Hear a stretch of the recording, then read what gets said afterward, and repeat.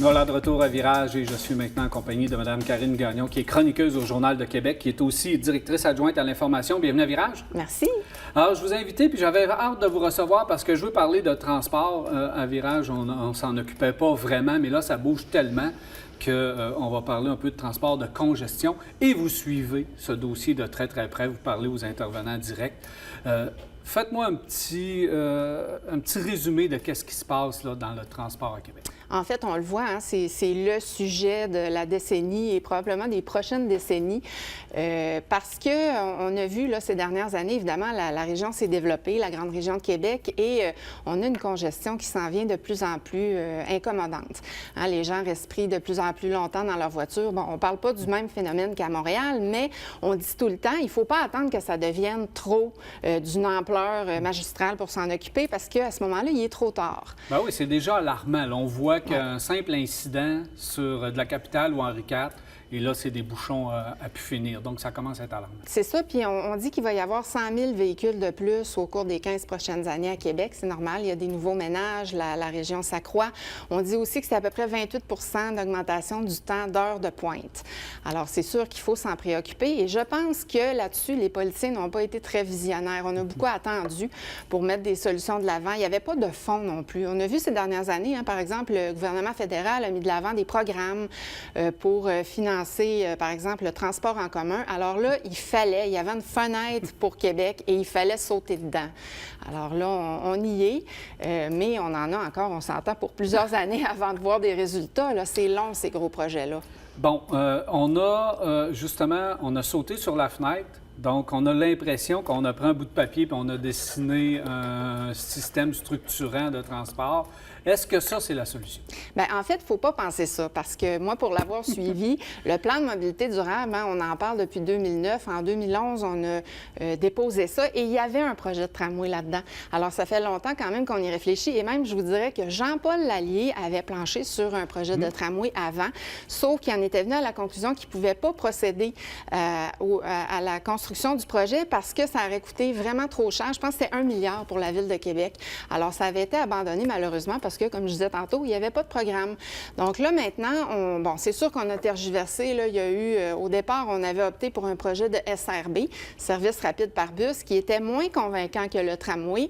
Sauf que le gouvernement du Québec avait dit à la Ville de Québec, hein, il avait investi dans l'amphithéâtre, et puis là, il avait dit, écoute, ton projet de tramway, là, je pense qu'on va penser à quelque chose de moins coûteux. Et on avait fait une étude de faisabilité à ce moment-là, SRB tramway. Alors, le tramway, encore là, était dans l'étude et on avait conclu que, pour diverses raisons, mais certainement pour une question de coût, on allait opter pour le service rapide par bus. Sauf que ça, on le sait, là, Lévis, finalement, a débarqué parce qu'on s'est aperçu que ça leur coûterait trop cher. On avait déployé le projet là, sur un territoire fou. Et puis là, on est revenu à Québec avec un projet de tramway, mais seulement pour la Rive-Nord. Et puis là, on en est là. Le projet attend le financement du fédéral, mais devrait se réaliser. Là. Sur la Rive-Nord, il va se réaliser, effectivement, parce que là, je pense que tout est en marche. Mais, bon, il dessert seulement la Haute-Ville, il dessert seulement, bon, Boulevard-Laurier, si on veut être du Ikea au Boulevard-Laurier, il n'y a pas grand-chose. Mais du Boulevard-Laurier, aller au Vieux-Québec, puis on descend un petit peu, c'est est-ouest. Donc, ou ouest vers l'est vers l'ouest, alors que le trafic est nord-sud. Alors là, on se rabat encore sur le système d'autobus pour le nord-sud, alors que c'est prouvé que ça fonctionne. Mais vous dites, dans le secteur du Ikea, là, puis jusqu'au boulevard Laurier, là, quand même, Québec fait partie des tronçons, est la seule ville de taille moyenne qui est dans les villes les plus congestionnées au Canada à cause de ce tronçon-là qui se trouve à être sur Henri IV, entre du versant nord et dans le coin du boulevard Laurier. Okay. Oui, alors c'est un secteur très congestionné. Sauf que bon, vous avez raison que peut-être qu'on ne dessert pas tout le territoire et assurément, moi, je pense qu'il va falloir que Lévis se greffe à ce projet-là. On ne pourra pas passer à côté, on le sait. La congestion, c'est aussi au secteur des ponts et tout ça. Sauf que je pense qu'en même temps, il faut partir quelque part. Il faut, parce que Québec a déjà beaucoup de retard en matière de transport en commun. C'est du raboutage qu'on fait depuis longtemps. C'est ça. Alors là, il est temps d'y aller, de donner un grand coup, mais c'est sûr qu'il va falloir procéder par phase. Là, on a un premier projet qui est quand même assez coûteux. Là, on parle de 3 milliards, mais il faut rappeler qu'on va aller chercher du financement des gouvernements supérieurs qui, autrement, investiront pas à Québec d'une autre façon parce que ça fonctionne par enveloppe. Alors, s'ils n'investissent pas dans ce projet-là à Québec, ils vont investir ailleurs dans d'autres projets au Canada. Et d'ailleurs, Québec est la seule ville de cette taille-là au Canada à ne pas avoir encore de projet de transport structurant. Alors, il était temps. Et puis, je pense qu'il faut partir quelque part, mais que ça ne signifie pas qu'il ne faudra pas le bonifier dans l'avenir.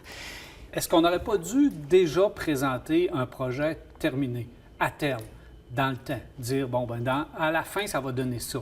Au lieu de mettre un petit bout de projet qu'un autre gouvernement ou un autre palier de gouvernement, ou que ce soit municipal, provincial, fédéral, arrive à dire, bon, là, on va faire un autre petit projet, un autre petit bout, un autre petit bout, un autre petit bout. Si la population avait vu, à terme, c'est quoi le réseau de transport à Québec de l'avenir, ça aurait peut-être fait peur au monde, mais au moins, ça aurait été la bonne façon de procéder. Malheureusement, ça illustre bien que les politiciens ne sont pas vraiment intéressés à faire de la planification à long terme. On pense souvent à court terme, et puis malheureusement, on se retrouve avec une situation... Là, on va rabouter notre système de transport en commun. Oui, et puis on le voit avec le développement des autoroutes. On y va à la pièce, puis on ne sait pas trop c'est quoi le plan d'ensemble. Parlant de développement, ça, c'est un autre sujet qu'il faut aborder, parce que là, on parle d'un troisième lien, on parle de joindre Lévis à ce réseau-là. Et pour moi, la solution passe par un troisième lien. Là, on regarde 5 corridors. Pour moi, j'en éliminerais 3 rapidement. Mais vers l'est, ça semble être la solution pour être capable de faire une boucle. Bien, moi, vous savez sans doute si vous me lisez, mais je pense que ce projet-là ne se fera jamais parce qu'il n'y a pas de besoin dans l'Est. Quand on regarde les chiffres de circulation, puis là, on est rendu qu'on parle d'un tunnel. Le maire de Lévis, là, je vous rappelle, quand il a dévoilé des résultats de sondage qui disaient que les gens étaient favorables à ce projet-là, disait qu'on ne parlait plus de pont parce que l'île d'Orléans s'objecte à des réticences. Alors là, on parle de tunnel. Donc, on ne pourrait pas inclure le transport lourd de matières dangereuses, de toutes sortes de matières là-dedans. Alors, je me demande, à quoi ça pourrait servir? Parce on pourrait inclure le transport en commun. Bien, on pourrait inclure le transport en commun, mais est-ce qu'il n'y a pas des façons plus efficaces de développer le transport en commun entre la Rive-Nord et la Rive-Sud? Moi, je pense que ça passe par le tramway, notamment. Oui, mais le tramway, on ne peut pas le passer ni sur le pont de Québec, ni sur le pont Pierre-Laporte. Bien, ça, vous dites ça, mais ça reste encore à prouver. Parce qu'en fait, je vous rappellerai que depuis le début... d'enlever une voie là. Oui, mais on n'enlèverait pas des voies nécessairement. Là. Il faudrait réaménager, il faudrait voir comment on organise tout ça.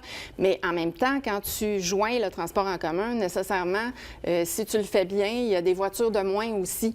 Tu sais, quand on va dans d'autres villes, moi, je suis une utilisatrice d'une voiture ici à Québec parce que je trouve, moi, j'ai beaucoup de déplacements à faire dans une journée, puis je trouve que le transport en commun, il n'est pas efficace. Il ne me dessert pas bien, puis ça ne fonctionnerait pas pour mes déplacements.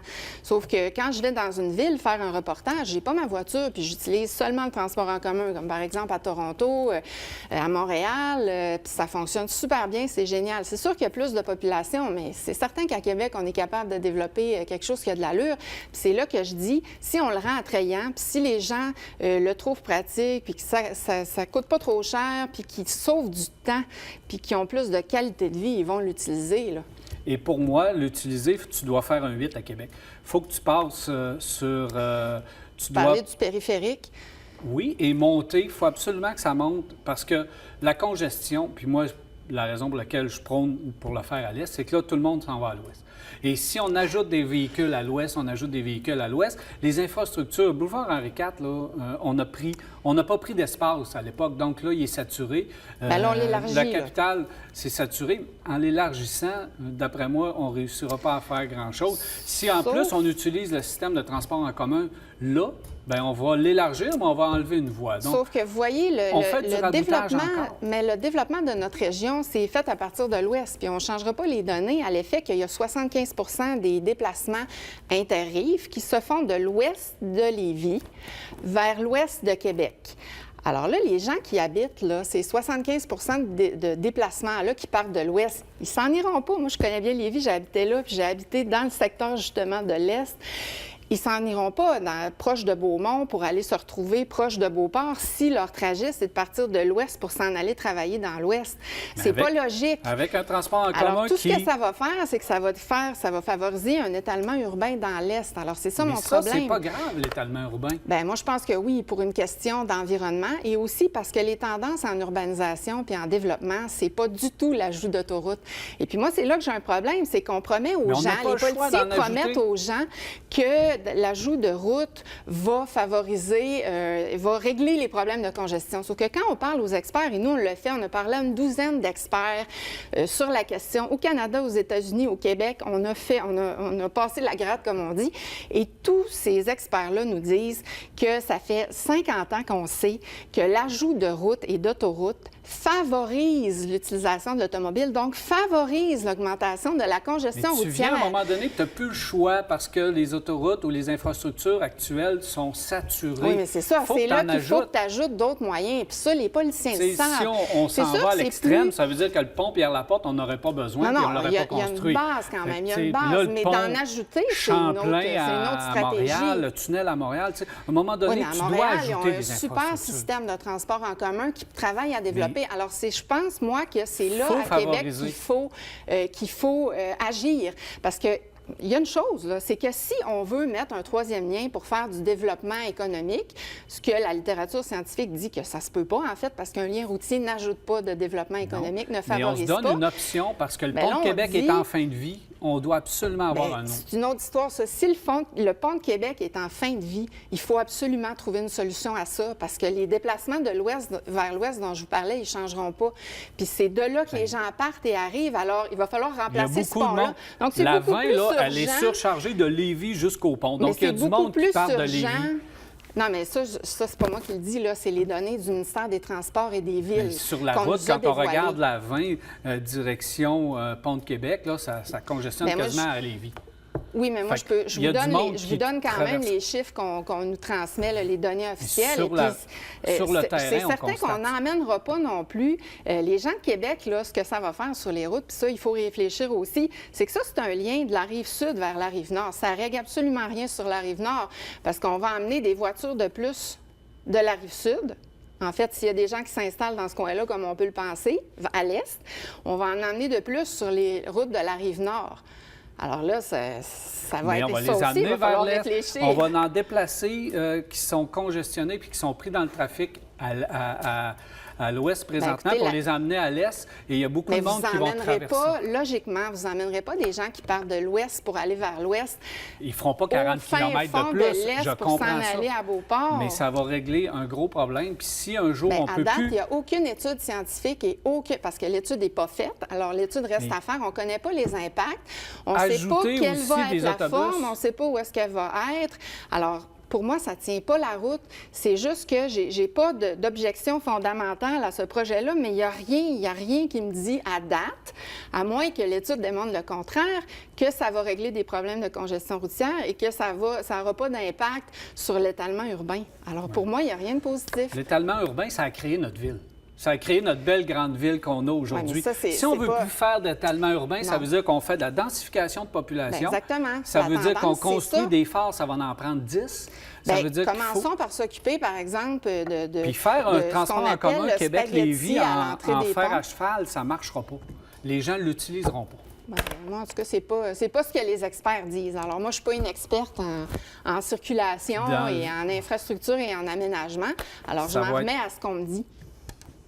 Et c'est très bien, j'ai hâte de voir parce qu'on va suivre ça. C'est pas nous qui prenons une décision, ça c'est la bonne chose. Oui. Mais on va analyser le tout en cours de route parce que comme je disais, ça va être avoir fascinant des résultats d'études du troisième lien qui est en cours. Et puis ça, on devrait savoir ça d'ici 2020 ou en 2020 plutôt. Là, je pense qu'on nous dit qu'on aurait les résultats. Alors, puis on va avoir la construction du système de transport structurant qui devrait faire couler beaucoup d'encre et nous occuper pour les prochaines années.